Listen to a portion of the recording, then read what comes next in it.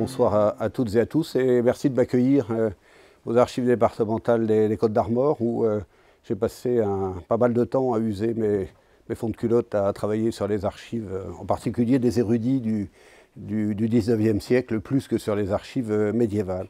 Alors je vais vous faire un exposé ce soir sur la forêt en Bretagne à la fin du Moyen-Âge. Ça va être un exposé impressionniste, puisque en une heure, c'est une gageure d'essayer de résumer ce que peut être la forêt médiévale, surtout si on prend un Moyen-Âge long. Mais je vais essayer aussi dans cette affaire d'essayer de sortir ce qui est un peu saillant dans la gestion, dans l'administration, dans les usages de la forêt. Je suis sûr que j'ai oublié des tonnes de choses, donc n'hésitez pas à la fin de l'exposé à poser des questions s'il y a des choses qui vous ont paru oubliées ou peu claires. Alors, une des grandes difficultés de l'étude du Moyen-Âge breton, c'est que la documentation est sinistrée, puisque entre les dévastations liées aux différentes guerres de la fin du Moyen-Âge, guerre de succession de Bretagne, guerre d'indépendance de Bretagne, guerre de la Digue au XVIe siècle, divers incendies et autres, on a vu des destructions d'archives assez massives, tous les archivistes connaissent ça. Et puis, comme si ça ne suffisait pas, les révolutionnaires ont décidé entre 1792 et 1795 de trier les archives pour garder celles qui pouvaient leur être utiles et soit dans un premier temps brûler celles qui ne leur semblaient pas intéressantes à conserver, en particulier tout ce qui concernait la féodalité, et dans un deuxième temps, en particulier le parchemin a été transformé en gargousse d'artillerie, c'est-à-dire en poche à conserver la poudre, et les archives bretonnes ont fini sur les champs de bataille de la Révolution et de l'Empire. Ce qui fait que il y a des trous énormes dans la raquette et il est très difficile d'avoir une vision exhaustive du sujet. Bon, après, par ailleurs, la documentation est très très vaste. Alors, donc, une documentation sinistrée. On a aussi, c'est surtout une documentation seigneuriale et fiscale, c'est-à-dire que en général, quand on reçoit une lettre d'amour, après l'avoir lue, on la range dans un coin et puis éventuellement on s'en débarrasse. En revanche, on garde ses talons de chéquier, curieusement, et ses déclarations d'impôts. Et donc 500 ans après, qu'est-ce qu'on trouve dans les archives? On trouve des quittances, des déclarations d'impôts et tout ce qui concerne la comptabilité, l'administration de la forêt. Et donc c'est une source très très intéressante, très importante, chiffrée, qui permet éventuellement de faire des statistiques et ce genre de choses. Alors, avant d'entrer dans le vif du sujet, je voulais revenir et clore un chapitre important, un mythe historique de la grande forêt centrale. Alors, à gauche, vous avez une carte qui est issue, je pense, du grand travail d'Arthur de la Borderie, Histoire de la Bretagne, paru en 6 volumes entre la fin du 19e et le tout début du 20e siècle. Et vous voyez que sur cette carte, on a une très très grande forêt centrale, là, qui occupe, comme son nom l'indique, le centre de la Bretagne. Et donc la Borderie nous expliquait que la Bretagne, à la fin de l'Empire romain et pendant tout le début du Moyen-Âge, était occupée par une grande forêt primaire, une grande forêt primitive, héritée des temps hercydiens, et donc les gens n'y entraient pas. Ce qui est paradoxal parce que même la Borderie fait apparaître des routes qui traversent la dite forêt. Or, qui dit route dit en général défrichement. Bon, ça, c'est une autre affaire. Bon. Je pense que, au moins, j'espère, les plus jeunes d'entre nous connaissent Astérix Obélix et la grande forêt centrale, puisque vous savez que dès que Astérix et Obélix sortent de leur village, ils vont directement dans la forêt. Bon, pas de chance, quand on étudie la répartition des haches en pierre polie, des haches en bronze, des monnaies antiques, médiévales, modernes, on se rend compte que la répartition de ces objets est à peu près similaire aux densités de population connues à la fin du Moyen-Âge et à l'époque moderne. C'est-à-dire qu'en gros, ça veut dire que l'intérieur de la Bretagne était peut-être sans doute à peu près aussi peuplé proportionnellement que maintenant, et que cette grande forêt centrale est un mythe. C'est un mythe qui a la vie dure, puisqu'on en retrouve régulièrement des traces, en particulier sur les sites internet qui parlent de la Bretagne médiévale. Mais bon, oublions, c'est dommage, cette grande forêt centrale. Alors, la forêt du Haut Moyen-Âge. Le Haut Moyen-Âge, c'est cette période qui s'étend entre la fin de l'Empire romain Officiellement, 476, c'est pas dit que les Romains s'en soient rendus compte, et puis vers l'an 1000, on sait que la fin du IIIe siècle après Jésus-Christ est une période de crise économique, politique, militaire, sociale, etc. Un grand recul démographique et les friches progressent. Et donc au 5e, 6e siècle, 7e siècle, quand les premiers saints bretons arrivent en Bretagne, hein, de l'île de Bretagne, eh bien ils trouvent des forêts.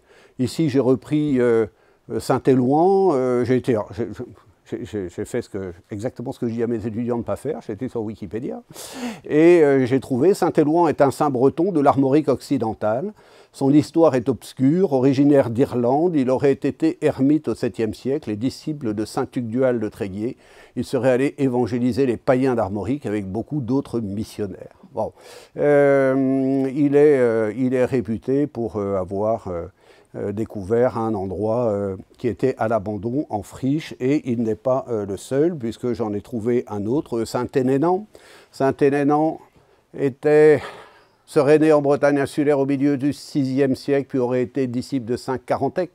Ses parents l'envoyèrent à la cour du roi d'Angleterre, etc., etc., etc. Il aborda sur les bords de la rivière Elorn, dans l'évêché de Léon, où il bâtit une cellule en un lieu appelé de son nom Lantinidor ou Landerneau. Il implante son ermitage au pied du château de Joyeuse-Garde, dans l'épaisse forêt de Beuzit. L'épaisse forêt de Beuzit. Bon, pourquoi est-elle épaisse, je ne sais pas. Beuzit, c'est un nom typiquement romain, c'est l'endroit où il y a du buis. Et le buis étant une plante exogène, quand les paysans du Moyen-Âge voyaient du buis, ils l'appelaient le Beuzit, et ça trahit 9 fois sur 10 une implantation romaine, où il fera bâtir 2 églises. Alors on a toutes sortes de saints qui sont arrivés en Bretagne pour trouver un espace en friche avec des grands arbres, des bêtes sauvages. On ignore la nature des bêtes sauvages, des loups, des ours, etc. Le problème, c'est que c'est un modèle. C'est un modèle, c'est-à-dire que le saint arrive forcément dans un endroit en friche et peuplé de bêtes sauvages, et que son travail va être justement de défricher, d'évangéliser, et à sa mort, la grande friche est devenue un espace cultivé, chrétien bien sûr, et où il fait bon vivre. Ça fait partie des évidences. Donc c'est en partie à partir de ces textes-là que la Borderie a créé cette idée ce mythe de la grande forêt centrale, en se disant si les saints arrivent et trouvent ces grandes zones en friche, eh bien forcément il y avait une grande forêt centrale. Alors je fais un grand bond dans le temps pour arriver vers l'an 1000, parce qu'avant c'est quand même assez peu documenté la forêt, hein. Mais là je vous rassure, après il y a surtout des images, il n'y a plus trop de texte. Là j'ai repris, c'est un clin d'œil, plus qu'un clin d'œil, aux archives départementales des Côtes-d'Armor.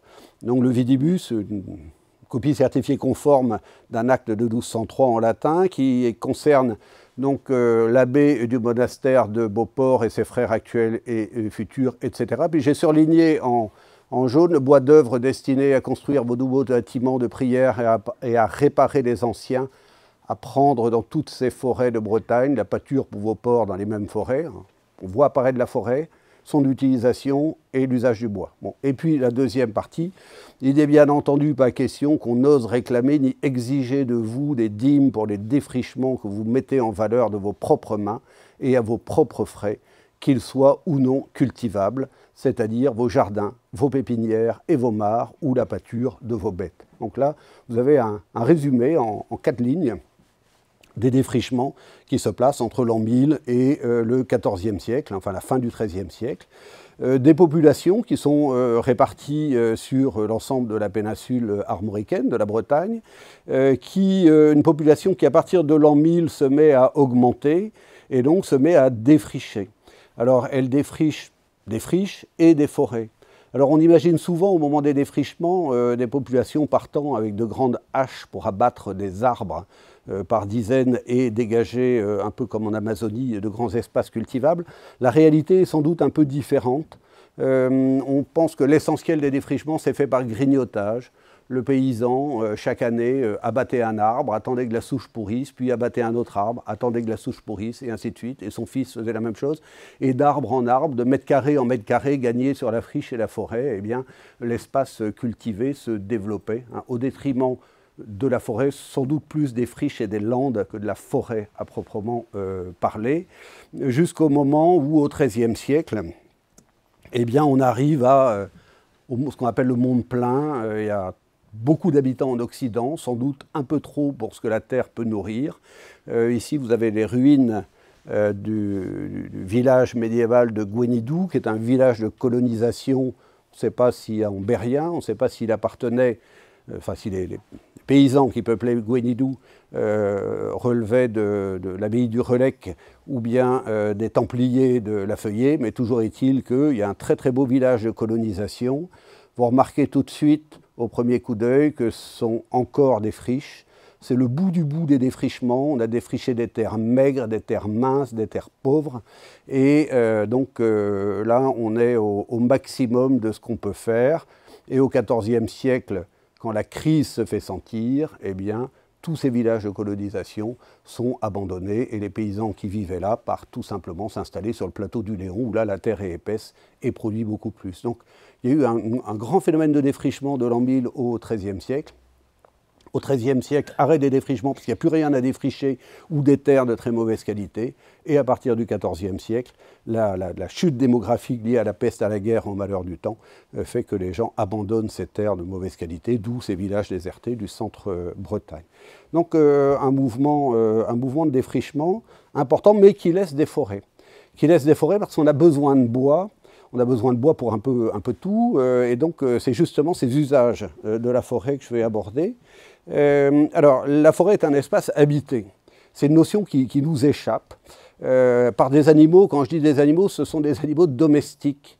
Au Moyen-Âge, la paysannerie fonctionne selon le principe de l'assolement triennal.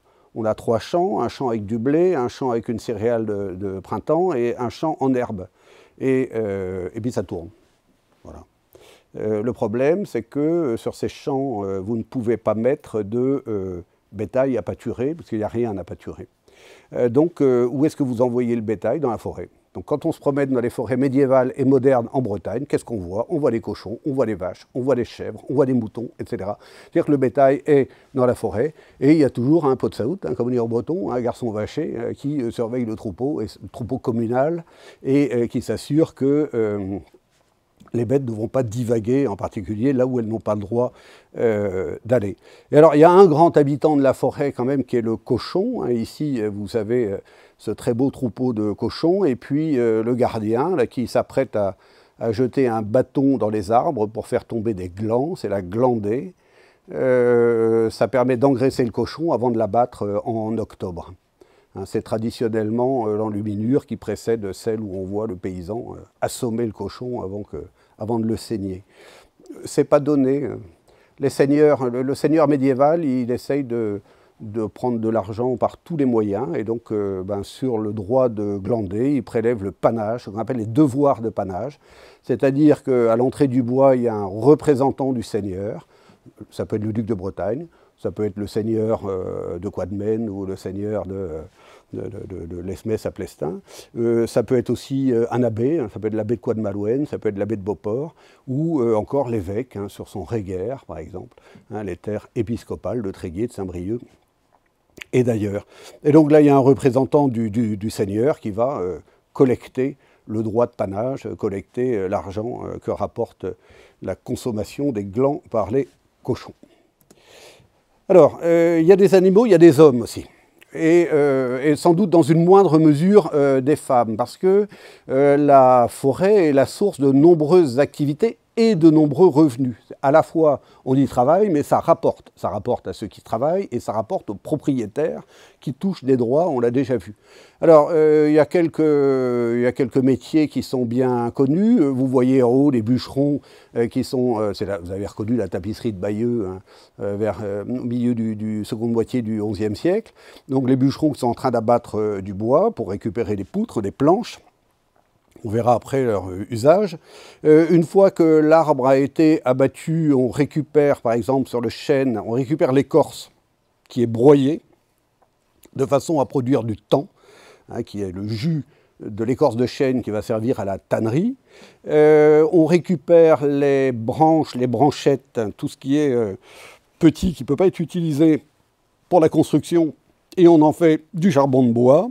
On récupère les feuilles et tous les déchets, on en fait de la cendre et la cendre sert à laver le linge puisque ça sert de lessive au Moyen-Âge et à l'époque moderne. Donc à partir du moment où le bûcheron se met au pied de son arbre et la fin du travail, il ne reste plus rien de l'arbre. On a tout utilisé, hein, d'un bout à l'autre. Et on produit sur place, vous avez cette photo là qui représente une unité de production de charbon de bois. On produit du charbon de bois sur place et bien sûr, le charbon de bois est associé immédiatement à la fabrication de verre ou de fer. Les forêts sont peuplées de bas fourneaux. Alors, le haut fourneau apparaît à l'extrême fin du Moyen-Âge, mais pendant toute l'Antiquité, le milieu et même la fin du Moyen-Âge, on a des bas fourneaux assez basiques, assez rustiques, dans lesquels on met une couche de minerai, il y a du minerai de fer à peu près partout. Donc on met une couche de minerai, une couche de charbon de bois, une couche de minerai, une couche de charbon de bois, etc. On met le feu, on recouvre, on attend que ce soit fini, et au fond on récupère des 40, 50 kilos de métal à tout casser. Et puis ensuite, on fournit ce métal au forgeron du coin qui va transformer ça en outils, en clous, en armes, etc. Donc on profite que souvent le fer, le minerai abondant est juste à côté du charbon de bois. Donc tout ça, ça se passe dans un espace très restreint parce que l'intérêt est de concentrer l'activité. Et même chose pour les verriers. L'activité de verrier, la verrerie réclame des quantités considérables de charbon de bois pour chauffer le sable et le transformer en verre. Et donc si vous pouvez admirer par exemple à la Roche-Maurice ce très beau vitrail qui représente aujourd'hui, jeudi avant Pâques, la Passion, eh bien c'est bien parce que des hommes, là on est vers 1530, c'est plus de l'histoire, c'est du journalisme. On est après la fin du Moyen-Âge, mais c'est pas grave, c'était pareil à l'époque, avant. Donc ce verre a sans doute été produit dans un espace assez proche, hein, dans un endroit assez proche du chantier. Comme d'ailleurs, on se servait aussi du charbon de bois pour fondre les cloches au pied du clocher avant de les faire monter dans le clocher. Alors, en dehors de ces artisans, de ces producteurs, de ces forgerons, des sabotiers, de tous ceux qui pratiquent une activité autour du bois, on trouve un autre groupe qui est celui des ermites. Donc l'ermite, c'est ce moine, ce religieux, qui n'est pas forcément moine d'ailleurs, il peut être tout simplement un laïc, qui décide de se retirer dans la forêt, d'y installer son ermitage, il va cultiver la terre autour de son ermitage, et donc, par l'exemple d'une vie très austère, il va évangéliser la population, qui va venir le trouver, qui va venir l'aider, l'accompagner, lui donner de la nourriture, écouter ses prières, éventuellement se confesser s'il est prêtre. Et donc on trouve des ermites. On trouve des ermites à tel point qu'au XIIe siècle, le seigneur de Fougères, qui est un grand seigneur de l'Est du duché de Bretagne, interdit aux ermites de venir dans sa forêt. C'est bon quoi. Ils sont en train de me miter la forêt, ils sont en train de me la défricher entièrement. Un jour, je n'aurai même plus un espace pour chasser. Et on a un très bel acte du XIIe siècle où le seigneur de Fougères se plaint de la présence, de la multiplication des ermites. Il y a une sorte de prolifération d'ermites, passez-moi l'expression, au XIIe siècle. Et donc ensuite, les choses se tassent. Certains ont été jusqu'à comparer la forêt à la Syrie. Alors vous allez me dire, la Syrie Palestine, hein, vous allez me dire quel est le lien. En Syrie, des ermites allaient s'installer au sommet des colonnes des bâtiments romains en ruine. Eh bien, dans la forêt de Fougères, ils allaient s'installer au sommet des arbres, qui n'étaient pas en ruine, mais c'était problématique. Donc on y trouve des religieux. Certains dont on ne sait pas exactement le statut, ermite ou voyou, clin d'œil à un film bien connu dans lequel joue Jean-Paul Belmondo, et on l'étoile, toujours d'après Wikipédia, mais d'après le Chronicon Britannicum, donc c'est une petite chronique rédigée au milieu du Moyen-Âge, et ses partisans auraient tué des habitants, brûlé des habitations d'ermites dans les forêts, dont celle de Brécilien, ça serait celle de Brocéliande, s'en prenant aussi à des monastères, châteaux, maisons bourgeoises en forêt, ça laisse rêveur, répartissant le butin de façon égalitaire à la manière de Robin des Bois. Là, quelqu'un a noté référence souhaitée. Bon. Si vous avez une idée, je vous invite à corriger la page de Wikipédia. Il devint ensuite un prophète. Donc, après avoir pillé, il dit finalement, bon, développant une hérésie qui gagna toute la Bretagne ainsi que la Gascogne. C'est quasiment la seule mention d'hérésie en Bretagne, et elle vient de la Forêt, outre les troubles à l'ordre public reprochés, etc., etc., etc. Voilà. Il devait son nom de l'étoile au passage de la comète de Halley. Tous les hommes qui s'appellent quelque chose de l'étoile au Moyen-Âge, c'est parce que la comète est passée au-dessus d'eux à la naissance. Alors, la forêt est aussi un espace à donner en aumône. On constate que les grands seigneurs féodaux, ici le duc de Bretagne qui avait son château tout proche, le château de Carnouët, mais il s'agit du Carnouët de Quimperlé, qui est à portée de fusil, à trait d'arc, comme on aurait dit au Moyen-Âge, de l'abbaye qui est là, l'abbaye Saint-Maurice. On a énormément de tandems, on l'a vu d'ailleurs tout à l'heure avec Beauport, résidence aristocratique, ducale, seigneuriale, grand seigneur, petit seigneur, et abbaye. C'est pratique de donner une forêt à un ordre religieux, parce qu'on sait que déjà c'est une aumône, donc quitte à donner, autant gagner des prières et espérer gagner son paradis comme cela. Excusez-moi. Et puis, en plus, les moines vont défricher un espace et administrer un espace qui va devenir d'une certaine façon rentable. Et donc, c'est tout bénéfice pour le duc ici, ou le seigneur, la région, etc. Donc, on a ces grands espaces qui sont mis en valeur, et regardez bien les tandems abbaye et forêt. La forêt étant, en l'occurrence, comme pour les ermites, considérée comme un désert. Le moine va vers le désert, il va vers les terres en friche, les terres difficiles, des forêts. Et donc ici, l'abbaye est considérée, la forêt est considérée comme un désert. Qu'est-ce que j'ai fait là ? Alors, la forêt est aussi un espace administré. Là, j'ai repris la carte de la Borderie parce que j'avais que ça sous la main. Bon, en Bretagne, comme dans le reste de l'Occident, il n'y a pas de terre sans seigneur. Toute terre a son seigneur. Donc, quel que soit l'endroit où vous vous trouvez, il y a forcément un propriétaire, et ce propriétaire va profiter des choses. Alors, c'est déjà un espace délimité. Là, j'ai repris le travail de Jean-Claude Meuret.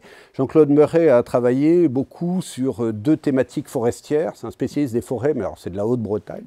En particulier de la forêt de la Guerche, qui a été son grand espace de travail. Là, on est à la limite entre la Bretagne, l'Anjou, le Maine, le Poitou, etc. Et donc, dans la forêt de la Guerche, la forêt de la Guerche a conservé quasiment intacte depuis le Moyen-Âge des structures, parce qu'elle n'a pas été exploitée abondamment. Et donc on y retrouve des routes, on y retrouve les ferrières, ces endroits où on produisait du fer. Jean-Claude Meuret en a identifié des dizaines en forêt de la Guerche. Il retrouve aussi les anciennes clairières de défrichement, les ermitages, etc. Et ce qu'il a parfaitement montré en confrontant les sources archéologiques et les sources donc classiques, textuelles, c'est qu'on sait parfaitement à qui appartient la forêt. La forêt n'est pas une sorte d'espace où tout le monde pourrait faire ce qu'on veut, c'est délimité, il y a des seigneurs, ces seigneurs ils prélèvent des droits, on connaît les limites, on sait que tel ruisseau, telle route, telle pierre levée est une limite, et donc c'est un espace qui est très très bien délimité, très bien administré, ça va ensemble. Il peut même être enclos.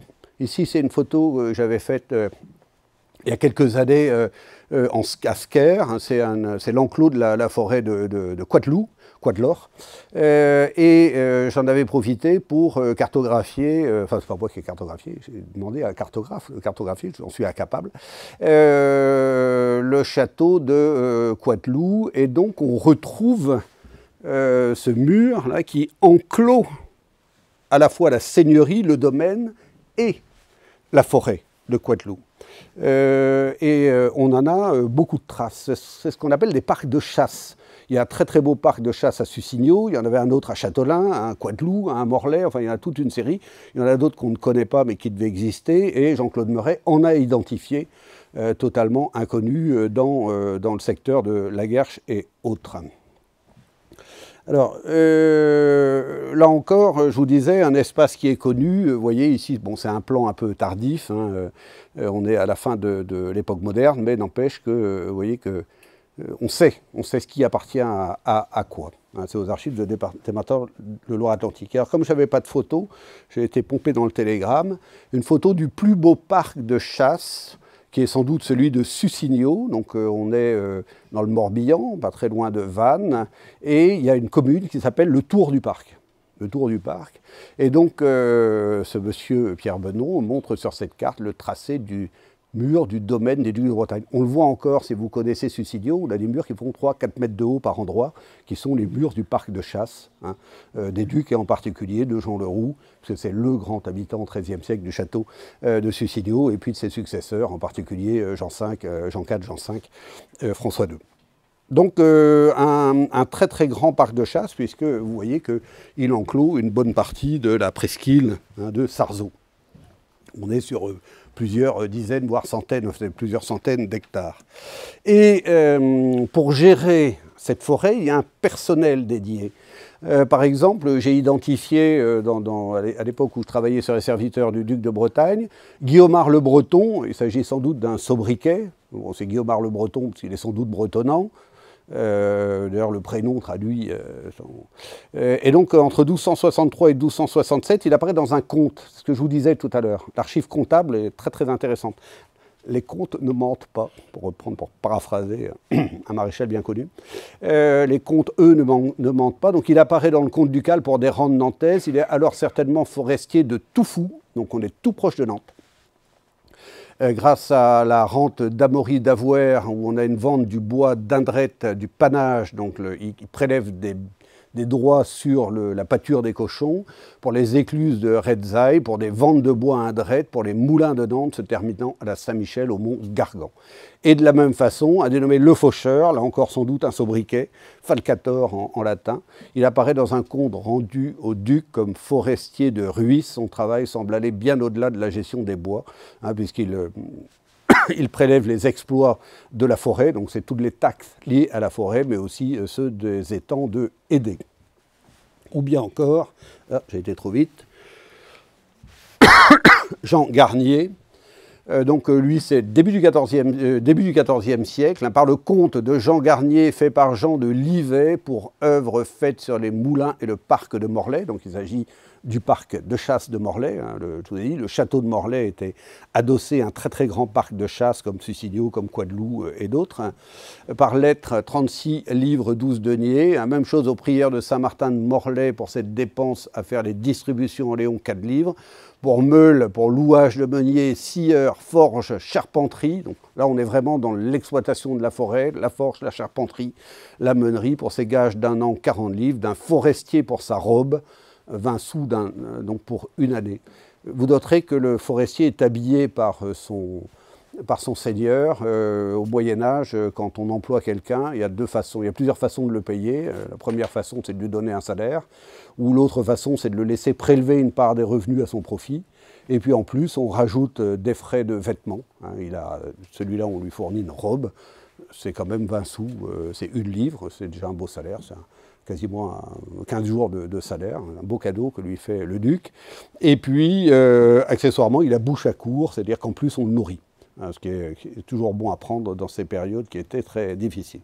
Donc la forêt n'est pas du tout un espace à l'abandon. Il y a des gens qui la surveillent, avec plus ou moins de bonheur, qui l'administrent, qui prélèvent des droits au profit de leur seigneur. Alors, ça ne marche pas à tous les coups. Parce que toutes les archives montrent aussi des pillages en tout genre. C'est-à-dire que dès le moment où le seigneur cesse d'être sur place, je pense à la forêt de Carnouette. Jean le Roux a dû passer quelques semaines, donc Jean le Roux règne dans les années 1237-1286, hein, gros règne du milieu du XIIIe siècle. Il a dû passer quelques semaines, quelques mois au mieux dans la forêt de Carnouette. Le reste du temps, il n'y est pas. Et à la fin du Moyen-Âge, le château tombe déjà en ruine. Et donc, quand le chef n'est pas là, hein, eh bien, les administrateurs se font moins rigoureux, éventuellement ils ne sont pas là, ou en tout cas ils ne sont plus sous l'œil du maître, et donc on voit apparaître des pillages en tout genre. Les paysans, les habitants du coin viennent chercher, quelquefois les représentants du seigneur viennent chercher du bois de chauffage, du bois pour les maisons, etc. Et on sait qu'à la fin du Moyen-Âge, beaucoup de forêts sont saccagées, en particulier en période de crise, guerre de succession, guerre de Bretagne à la fin du XVe siècle. On a des forêts qui ont été saccagées par tous ceux qui pouvaient les exploiter. Ici, bon, c'est une gravure allemande du XIXe, mais ça donne une petite idée de ce que pouvait être une zone défrichée. Et puis, on a aussi la forêt comme espace pratique. Alors, là, j'ai repris il y a un grand 3 parasite qui est resté là. Au début, j'avais un plan. C'est le porche de Sussigno. C'est juste au-dessus de l'entrée du château de Sussigno. Le château de Sussigno que certains appellent assez bizarrement un relais de chasse, alors que c'était une grosse forteresse féodale dans laquelle vivait le duc, qui pouvait abriter entre 300 et 400 personnes et les centaines de chevaux qui allaient avec, donc au milieu d'un parc de chasse. Et donc juste au-dessus du porche d'entrée, on a ce personnage à cheval. On ne comprend pas exactement qui il est. Excusez-moi. Ici, bon, des armoiries dans des décors polylobés et 2 cerfs. Vous voyez, ici, un premier cerf avec ses bois, sa ramure très bien marquée sur fond d'arbre. Et la même chose ici avec un autre cerf, là encore sur fond d'arbre. Sussigno était un espace de chasse. C'est un espace de chasse remarquable, Sussigno. Vous aviez du grand gibier. Hein, vous aviez du grand gibier, cerf, chevreuil, sanglier, vous aviez du petit gibier, hein, lapin, bécasse, faisan, etc. Et du gibier d'eau, puisqu'on est à la limite entre le front du golfe du Morbihan et puis les espaces qui vont derrière. Et donc c'était l'endroit rêvé pour la chasse. Et on sait que dans les gens que remercie Jean II dans son testament en 1302 et en 1304, un codicile de 1304, eh bien on a un certain nombre de veneurs qui sont identifiés, dont un Elliot le veneur. Alors était-il anglais ou est-ce que le prénom était porté en Bretagne au tout début du XIVe siècle, hein, qui se chargeait d'aller ravitailler la cour en petit gibier. Alors, les usages du bois. Je vais revenir sur la chasse tout à l'heure, je crois. Il y a plusieurs usages du bois. Le premier usage, c'est le bois mort. On considère qu'on peut ramasser le bois mort dans les bois, dans les forêts, pour essentiellement se chauffer. Donc, les habitants proches de la forêt peuvent aller dans la forêt, moyennant finance. Chercher du bois mort pour faire chauffer la tambouille ou se chauffer en hiver. Il y a aussi ce qu'on appelle le bois mérin. Le bois mérin, ce sont les poutres, c'est-à-dire c'est le bois d'œuvre. Là, il n'est pas question de petits bois, mais il est question de grands arbres, de préférence droits, qui vont servir à construire des charpentes, et ici la charpente de la cathédrale de Dole. Et puis, j'avais d'abord trouvé une photo de maison à Dinan, venant à Saint-Brieuc, décemment, je ne pouvais pas échapper à la maison à Colombage, à une maison à Colombage de Saint-Brieuc. Maisons à colombage dont on dit souvent qu'elles sont médiévales, alors que l'essentiel est du XVIe ou du XVIIe siècle, mais ça importe peu. Et là, je suis désolé pour la dame qui fait la traduction en langue des signes, mais je vais parler de la dendrochronologie. Au secours. Bon. Alors, je reviens juste en arrière. Alors, il y a une discipline archéologique qui consiste à creuser des trous dans ces poutres-là. On traverse avec une tarière une poutre, on peut le faire sur un petit objet, et on arrive, grâce à ça, à mesurer les cernes de croissance du bois. Vous avez tous regardé une tranche de bois coupée, on voit que les cernes sont plus ou moins serrées, selon que l'année a été chaude et humide ou sèche et froide. Eh bien, si elle est chaude et humide, le cerne sera large, si elle est froide et sèche, le cerne sera étroit, et donc ça donne des séquences statistiques. Quand on connaît la date d'abattage du bois et qu'on a l'aubier, eh bien, si on sait que l'église de Runan a été construite, la charpente a été construite en 1456, et qu'on a une grosse poutre de chêne avec l'aubier du bois, eh bien, on sait que l'aubier, c'est 1456, et donc on remonte d'autant le temps grâce aux cernes du bois. Et grâce à ça, on peut remonter le temps actuellement jusqu'au néolithique. On a par exemple daté des pirogues trouvées lors de la construction du ministère des Finances de l'époque néolithique à Paris. Elles étaient conservées dans la souille au fond de la Seine. Donc c'est une discipline qui s'appelle la dendrochronologie. Donc il y a des spécialistes qui creusent des trous dans les poutres. Et alors ça donne des réponses intéressantes. Par exemple, quand je préparais ce dossier, je suis tombé sur cette maison donc, qui est à Béton, en Ille-et-Vilaine, et la datation par dendrochronologie indiquait 2 phases de construction. La base a été construite, le rez-de-chaussée a été construit en 1500-1501, et puis l'étage a été construit 65 ans plus tard, donc 2 générations après. Donc ça donne des dates très précises, sachant qu'au Moyen-Âge, on abat l'arbre et on l'écorce et immédiatement on s'en sert en construction. On n'attend pas qu'il sèche, on le met vert dans la maçonnerie, hein, enfin dans la construction. On se sert aussi bien évidemment du bois pour les usages militaires. Là j'ai repris une vue, alors, à gauche c'est ce qui reste de la motte castrale de l'Esquelenne en Plabennec, hein.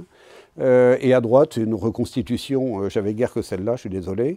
Une motte féodale, c'est quoi? C'est très très simple, c'est le château de base. Les ducs de Bretagne sont très méfiants sur la construction des châteaux. Ils interdisent la construction des châteaux forts parce qu'ils savent qu'ils sont potentiellement dangereux pour eux-mêmes. Donc à partir du XIIIe siècle, la réglementation devient ultra rigoureuse sur la construction des châteaux forts. La plupart des grands châteaux forts privés sont antérieurs au XIIIe. Après, il faut vraiment que le duc soit très en forme pour autoriser un château. En revanche, la noblesse habite dans ces mottes féodales, mottes castrales. Ah, elles ont toutes les qualités, ces mottes castrales. Parce qu'elles sont faites, c'est une élévation en terre, donc toute cette partie-là, toute la base de la tour ici, c'est de la terre. Donc on embauche les paysans, on leur fait faire des corvées, et puis ça ne coûte rien, ils vont chercher la terre de mauvaise qualité, ils montent la motte féodale, ça coûte rien au seigneur. Ensuite, sur cette motte féodale, on construit une tour en bois. Au XVe siècle, celle de l'Esquelenne a été refaite en pierre, mais on construit une grosse tour en bois. On enclôt le tout dans un talus et une palissade, et on a un château fort efficace. Alors pas contre une armée, hein, ça il ne faut pas rêver. Hein, quand l'armée ducale ou l'armée du roi de France passe par là, la motte féodale ne tient pas 2 heures. En revanche, pour montrer sa puissance, montrer qu'on est un seigneur, faire la guerre éventuellement à ses voisins à condition qu'ils ne soient pas trop nombreux, eh bien ça fait tout à fait office de château. Et ça, le duc les tolère parce qu'en fait, il sait que militairement, ça n'a aucun risque pour lui. Et donc on a une multitude de mottes féodales qui apparaissent entre l'an 1000 et les dernières sont sans doute évacuées au début du XIVe siècle. Les dernières mottes féodales sont sans doute abandonnées vers 1420, au moment du début de la grande vague de construction de manoirs. Mais là, typiquement, vous avez une grande consommation de bois, mais comme la terre n'a rien coûté, le bois n'a rien coûté non plus aux seigneurs. Et sur les usages militaires, à nouveau la dendrochronologie, une vue du donjon de Trémazan, à Landunvez, sur la côte nord du Finistère. Très très beau donjon carré, dont les historiens de l'art nous disaient qu'il avait été construit au XIIe, voire au XIe. Et puis, il y a un dendrochronologue de Rennes qui a fait... Il y a beaucoup de poutres hein, dans ce château. Bon, ça, on essaye de le faire tenir debout encore. Mais il y a beaucoup de poutres dans ce château et... ben, ce beau donjon du XIe siècle est daté de la fin du XIVe siècle. En fait, la dendrochronologie est venue briser. Alors vous allez me dire, mais pourquoi est-ce qu'il a construit au XIVe siècle un château caractéristique de l'an 1000 ? Ben, tout simplement pour faire comme son chef, le vicomte de Léon. Et il a construit une sorte de copie du château de la Roche-Maurice, du donjon de la Roche-Maurice. Bon. Et ça a intoxiqué, c'est comme le néo-gothique, si vous voulez, ça a intoxiqué certains historiens de l'art, mais la dendrochronologie est formelle à dès 1370 pour la construction de ce très beau château. En fait, les Duchâtel, propriétaires du château, étaient sans doute gardiens du château de Brest. Quand le duc a remis la main sur le château de Brest, il leur a dit dehors, mais va te construire un château sur la côte. Et donc c'est le résultat, la construction du château de Trémazan. Alors le bois sert aussi pour la marine. Hein. Dès la fin du Moyen-Âge, on construit des grands navires, hein, au XIIIe déjà, mais surtout XIVe et encore plus XVe siècle. Et donc j'ai repris une image classique hein, d'utilisation du bois pour les bateaux, d'après un document du début du XIXe, mais une très belle photo de l'épave de la Bervrac, elle est du XVe siècle, elle est de la première moitié du XVe siècle. On ne sait pas ce qu'elle transportait, parce qu'on n'a pas retrouvé de traces de ce qu'elle transportait. Alors j'ai ma petite idée, un bateau ne navigue jamais à vide, parce que, un, ça sert à rien, c'est coûteux, et puis deux, c'est dangereux. Enfin, c'est peut-être pour ça qu'il a fini au fond de l'eau, d'ailleurs. Mais s'il transportait du sel dans des sacs en tissu, on n'est pas prêt de retrouver ni les sacs ni le sel. Mais là, vous avez typiquement une belle épave qui a été datée grâce à des monnaies des années 1440. Voilà, donc les navires, les bateaux réclament des grandes quantités de bois et des bois de bonne qualité, et donc les forêts devaient être abondamment exploitées pour construire à la fois des châteaux, des maisons et des navires et plein d'autres choses. La forêt, c'est aussi une ressource alimentaire très utile. Dans un monde où l'essentiel de l'alimentation repose sur les céréales, froment un tiers, céréales pauvres, un tiers et puis rien, eh bien la forêt apporte un complément alimentaire aux populations qui pouvaient y aller chercher des baies, hein, qui pouvaient aller chercher des fruits sauvages, des myrtilles, éventuellement des fraises des bois et autres mûres, qui pouvaient aussi y récupérer un certain nombre de petits animaux, puisque autant la chasse aristocratique et la chasse du grand gibier, autant le pouvoir seigneurial a tendance à négliger le petit gibier et à laisser les paysans, ou au moins tolérer des formes de braconnage. Et donc la forêt apporte des compléments alimentaires importants à une population qui autrement n'en trouve pas, puisque l'intégralité de la zone, des zones cultivées est cultivée, justement. Il n'y a plus de place pour des espaces sauvages. Si les forêts ont survécu, c'est bien parce que les seigneurs en avaient besoin pour la chasse et qu'il fallait du bois pour la construction, pour le chauffage, pour l'outillage, etc. Et accessoirement la nourriture des gens du coin. Alors, je vous ai dit tout à l'heure, et on a un peu abordé le sujet avec Éon de l'Étoile, c'est aussi le monde des voyous. Aussi le monde des voyous, le monde des fous. Ici, j'ai repris le vitrail, des vitraux fin 19e, début 20e de la basilique du Folgoat, à côté de l'Esnevin, qui montre Salomon, Salin le fou, suspendu à son arbre, dans son arbre et priant la Vierge Marie. Il vit dans sa forêt. Alors pourquoi vivre dans une forêt? Sans doute parce qu'en fait, il a été chassé du monde. Sa folie l'a écarté, ou a fait qu'on l'a écarté du monde. Peut-être aussi sa pauvreté. Je pense à Saint-Roch qui arrive dans la ville, il arrive de Montpellier où il était mendiant, il arrive à Plaisance en Italie où il est mendiant, il attrape une maladie et immédiatement il est chassé hors des murs de la ville. Il va se réfugier dans la forêt où un chien va le ravitailler en nourriture. Donc c'est le réflexe d'une population qui ne tolère pas dans son entourage des gens potentiellement dangereux. Donc à part mendier son pain à la sortie de l'église de l'Esnevin, Salin vit dans sa forêt à l'abri, plus ou moins à l'abri du danger, parce qu'à beau jour, des soldats lui tombent dessus en lui demandant s'il est pour Charles de Blois ou pour Jean de Montfort, au milieu du XIVe siècle, en pleine guerre de succession. Salin n'est sans doute pas aussi fou qu'il n'y paraît, puisqu'il répond « Je suis pour la Vierge Marie ». Façon efficace de se débarrasser du danger, les soldats le fouillent, ne trouvant pas d'armes sur lui, le libèrent et le laissent partir. Et alors, quand on regarde la toponymie, on se rend compte que des Folgoat, Quadicarfol, etc., il y en a un petit peu partout en Bretagne. Il est probable en fait qu'il y avait pas mal de fous dans les bois de la Bretagne médiévale. Et c'est la relève. Alors, le monde des sorcières et des voyous. Alors, un grand mythe veut que la sorcière vive dans la forêt et que les voyous vivent dans la forêt. Oui, alors pour les voyous, oui, en période de guerre. C'est-à-dire qu'en période de guerre, il y a un relâchement de l'autorité. Les autorités sont assez rigoureuses sur l'ordre. On ne badine pas dans la Bretagne médiévale et dans l'Occident médiéval avec l'ordre. Sont assez rigoureuses sur l'ordre. Donc quand il y a des voyous, on les traque et puis ensuite on les punit. En revanche, en période de guerre, en particulier pendant la guerre civile, la guerre de succession et les troubles qui marquent la fin du XIVe et la fin du XVe siècle, il est probable que tous les voyous ont pu trouver refuge dans la forêt. Quelquefois aussi, les populations qui fuient des troupes, la soldatesque, hein, qui s'isolent dans la forêt, un peu comme les résistants pendant la Seconde Guerre mondiale, qui vont aller s'abriter dans la forêt le temps du passage d'une troupe d'Anglais, de Français, de Bretons, de Bourguignons, et puis qui ensuite retournent vers leur village. Pour ce qui est des sorcières, y a-t-il des sorcières? Mystère et confiture, la documentation ne nous parle pas de sorcières, c'est plutôt le XVIIe, le XVIe, le XVIIe siècle.